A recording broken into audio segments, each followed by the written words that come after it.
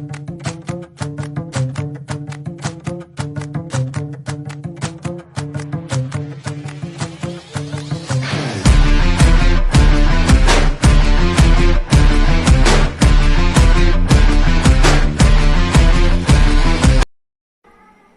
दोस्तों, स्वागत है आपका हमारे चैनल कंप्यूटर गुरु में। और अब मैं हम लोग जिस टॉपिक पर डिस्कस करेंगे वो है सी लैंग्वेज का बहुत important topic, operators in C. C language में सबसे इंपॉर्टेंट टॉपिक अगर हम बात करें बेसिक में तो सबसे इंपॉर्टेंट है ऑपरेटर इन सी। ऑपरेटर का मतलब होता है ऑपरेट करना, कैसे आप चीजों को ऑपरेट करोगे। सपोज आपके पास बहुत सारे वेरिएबल दे दिए गए हैं ए बी सी डी, लेकिन अगर इन एबीसीडी ऑपरेटर्स जो वेरिएबल दिए हुए हैं अगर इनको कोई ऑपरेट करने वाला नहीं होगा तो ये यूजलेस है। तो इसके लिए हम क्या करेंगे, जो सी लैंग्वेज होता है वो कई डिफरेंट टाइप के आपके ऑपरेटर्स देता है, डिफरेंट टाइप के ऑपरेटर्स प्रोवाइड करता है जिनसे आप क्या करते हो, इन वेरिएबल्स पे वर्क होता है। अब बात करते हैं कौन कौन से ऑपरेटर्स आपके पास होते हैं। पहला जो है वो है अरिथमेटिक ऑपरेटर, दूसरा relational operator, logical operator, conditional operator, assignment operator, increment decrement operator, bitwise operator and special operator. ये 8 ऑपरेटर है। हालांकि जो सिलेबस के अकॉर्डिंग देखा जाए तो क्लास 9th में सारे ऑपरेटर्स का यूज नहीं किया गया है, 10th में साहब का यूज नहीं किया गया है, 10th में लगभग सभी का यूज है, इंटर में लगभग सभी का यूज है। आगे आप जो क्लासेस में जाओगे बीटेक और बीसीए में, वहां पे लगभग सभी ऑपरेटर्स आपको यूज में आएंगे। आप ओ लेवल में आपको सी लैंग्वेज का पेपर दोगे उसमें सारे ऑपरेटर यूज होंगे। तो ऑपरेटर जो मैंने बताया बहुत इंपॉर्टेंट टॉपिक है। एक बार फिर से 8 नाम बता देना चाहूंगा आप लोगों को। Arithmetic operator, relational operator, logical operator, conditional operator, assignment operator, increment operator, bitwise operator and special operator. In categories में हम लोग सारी कैटेगरीज डिस्कस करेंगे और अच्छे से डिस्कस करेंगे क्योंकि सी लैंग्वेज मैंने बताया बहुत इंपॉर्टेंट है, आपको धीरे धीरे समझना होगा। इसीलिए जो भी मैं वीडियोस अपलोड कर रहा हूं उन्हें बहुत लंबा नहीं समझा रहा हूं, आपको छोटे छोटे स्टेप में समझा रहा हूं ताकि आपको आसानी से समझ में आ सके। क्योंकि सी लैंग्वेज एक बेस प्रोग्रामिंग लैंग्वेज है, अगर ये आपको आसानी से समझ में आ जाती है तो बाकी लैंग्वेजेस में आपको काफी मदद मिलती है। अगर हम बात करें पहले ऑपरेटर की आपकी जो है अरिथमेटिक ऑपरेटर। अब अरिथमेटिक नाम से ही लग रहा है कि ऐसे ऑपरेटर जिसमें अरिथमेटिक सिंबल्स का यूज हो। अरिथमेटिक जो ऑपरेटर होते हैं जैसे कि आप देख सकते हैं प्लस, माइनस, डिवीजन, मल्टीप्लिकेशन और मॉड्यूल।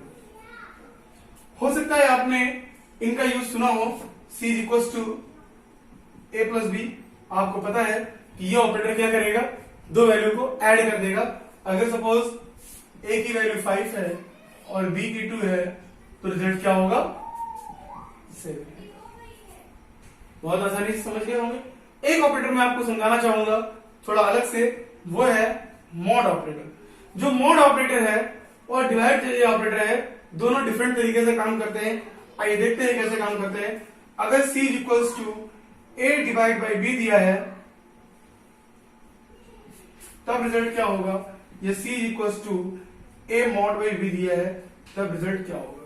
बच्चों बहुत ध्यान देना है इस चीज पे क्योंकि ये मोस्टली बच्चे कंफ्यूज हो जाते हैं इसमें। कोई मैंने देखा है शॉर्ट में इस तरह के क्वेश्चन आते हैं, बच्चे काफी गलत करते हैं, तो इस चीज को आप लोगों को ध्यान रखना है। C = A/B, A की वैल्यू 5 और B की 2, तो रिजल्ट जो आएगा वो आएगा 2.5। और अगला जो है A mod by B, इसमें रिजल्ट आएगा 1।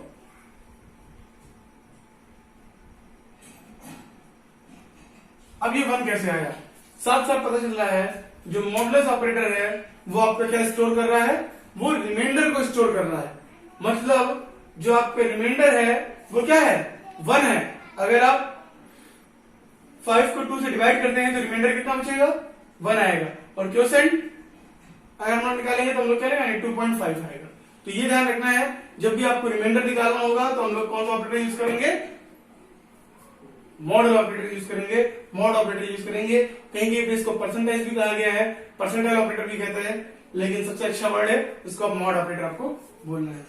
फिर उसके बाद हम आपको बताते हैं रिलेशनल ऑपरेटर के बारे में। बाकी ऑपरेटर्स अभी हम कुछ देर के लिए रफ कर देते हैं क्योंकि 3 ऑपरेटर मैं आज आपको समझाऊंगा।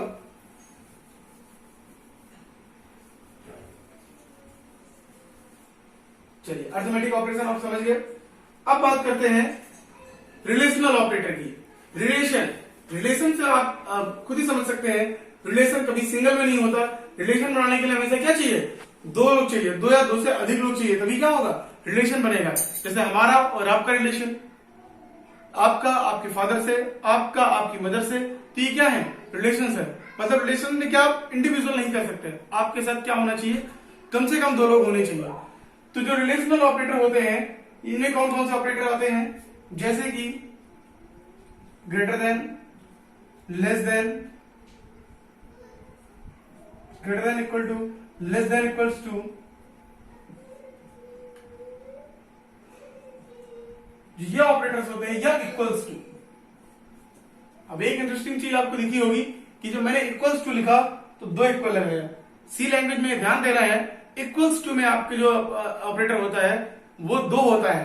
अब इसका यूज कैसे करते हैं, कहां पे आप लोग रिलेशनल ऑपरेटर का यूज करोगे।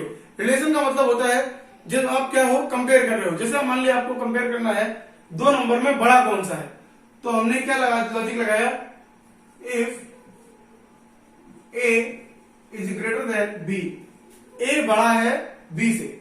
अब साफ साफ देखिए पता चल रहा है दो आपके पास वेरिएबल हैं, अगर दो वेरिएबल ना होते हैं तो इनको हम इस ग्रेटर देन ऑपरेटर का यूज हम ना कर पाते।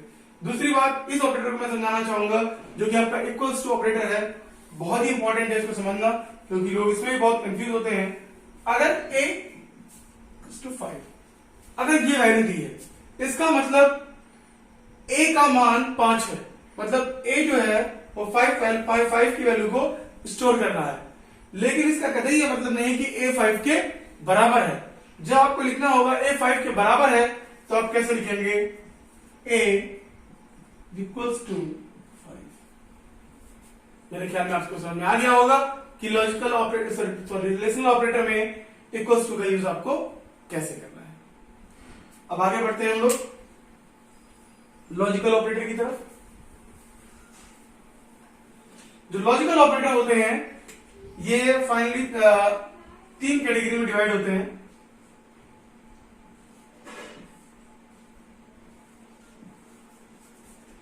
एक होता है आपका एंड, एक और एक नॉट। एंड ऑपरेटर जो होता है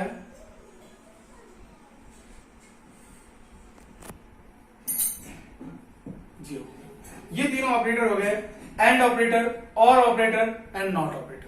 अब हम लोग एंड ऑपरेटर का यूज कब करेंगे, जब हमारे पास दो या दो से अधिक रिलेशनल की कंडीशन हो जाए। सपोज आपसे किसी ने बोला कि आप उन एम्प्लॉयज की एज अपने कैटेगरी में से छाटिए जिनकी एज 18 से ऊपर और 30 से नीचे है। अब मैंने और लगा के कंडीशन दी, दो कंडीशन दे दी। अगर 18 से ऊपर कहते तो आप आसानी से रिलेशनल ऑपरेटर का यूज कर सकते थे, ग्रेटर देन लगा सकते थे।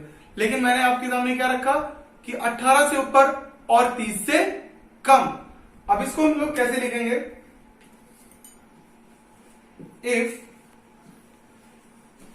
As is greater than 18 and age is less than 30। देखिए अब आसानी से आपको समझ में आ गया होगा कि यहां पर एज जो है वो 18 से ऊपर और 30 से नीचे, और मतलब दोनों कंडीशंस क्या है आपकी ट्रू होनी चाहिए, तभी रिजल्ट क्या आएगा, ट्रू आएगा। अगर दोनों में से कोई एक कंडीशन फॉल्स होगी तो रिजल्ट क्या आएगा, फॉल्स होगा। लेकिन अगर जस्ट अपोजिट हम इसकी जगह पर और ऑपरेटर का यूज कर दें, बहुत इंटरेस्टिंग कर दिया मैंने इसको। अब क्या मैंने किया, और ऑपरेटर, एज 18 से ऊपर या एज 30 से कम, दोनों में से कोई एक कंडीशन भी अगर ट्रू होती है तो रिजल्ट आपका क्या हो जाएगा, ट्रू हो जाएगा। जबकि एंड ऑपरेटर में क्या था, दोनों कंडीशंस ट्रू होनी चाहिए थी, तभी वो रिजल्ट ट्रू होगा। अगर नॉट, तो पहली कंडीशन आपकी ट्रू होगी और दूसरी कंडीशन आपकी फॉल्स होगी। इस तरह से आपके रिलेशनल लॉजिकल ऑपरेटर में नॉट ऑपरेटर का यूज हम लोग करेंगे। और का यूज बता दिया मैंने आपको, एंड का यूज बता दिया। आज मैंने आपको 3 ऑपरेटर बताए हैं और तीनों ऑपरेटर बहुत ज्यादा इंपॉर्टेंट है। ये सी प्लस प्लस दोनों में काम आएंगे आपको, इवन जावा में भी काम आएंगे। किसी भी प्रोग्रामिंग लैंग्वेज को आप पढ़ने जाओगे तो आपको ऑपरेटर अच्छे से आने चाहिए, क्योंकि बिना ऑपरेटर के आप कोई भी एक्सप्रेशन तैयार नहीं कर पाओगे, कोई भी कंडीशन तैयार नहीं कर पाओगे। तो आज मैं यही 3 ऑपरेटर आपको बताता हूँ। कल की क्लास से मैं आगे के ऑपरेटर्स को डिस्कस करूंगा। इससे रिलेटेड अगर आपको कोई क्वेरी है तो प्लीज कमेंट बॉक्स में मुझे बताइए। और हाँ, आप लोग जो भी वीडियोस देखते हैं, वीडियोस पूरे देखिए और मेरे चैनल को लाइक कीजिए, सब्सक्राइब कीजिए और ज्यादा से ज्यादा शेयर कीजिए, क्योंकि ज्यादा से ज्यादा जब कंटेंट आप शेयर करोगे तो और ज्यादा कंटेंट मैं आपको क्लास में देता रहूंगा। और जल्दी मैं सी लैंग्वेज कंप्लीट करने के बाद पाइथन और जावा भी स्टार्ट करूंगा। तब तक के लिए थैंक यू।